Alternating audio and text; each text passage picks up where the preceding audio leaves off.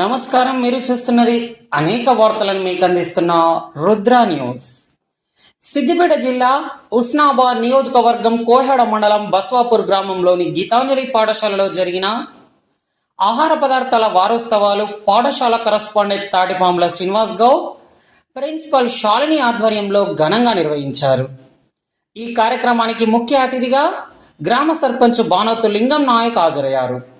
ఈ కార్యక్రమంలో పాఠశాల విద్యార్థులు ఎంతో ఉత్సాహంగా పాల్గొని రకరకాల ఆహార పదార్థాలను వారే తయారు చేయుట గురించి అందరికీ క్లుప్తంగా చక్కగా వివరించారు. వీటిలో ఎన్నో వినూత్న వంటకాలు మరియు పోషక విలువలు గల వంటకాలతో అందరినీ ఆకర్షించారు. విద్యార్థులు వంటకాలు చాలా చక్కగా తయారు చేసి మళ్ళీ క్లుప్తంగా వివరించడంతో ఎంతో హర్షణీయమైన విషయమని, చిన్నప్పటి నుంచే అవగాహన, విశదీకరించుట, పరిజ్ఞానం పెంపొందించుకొనుట, ధైర్యం ఇలాంటివి అలవర్చుకున్నట్లేనని గ్రామ సర్పంచ్ బానోతు లింగం నాయక్ ప్రశంసించారు.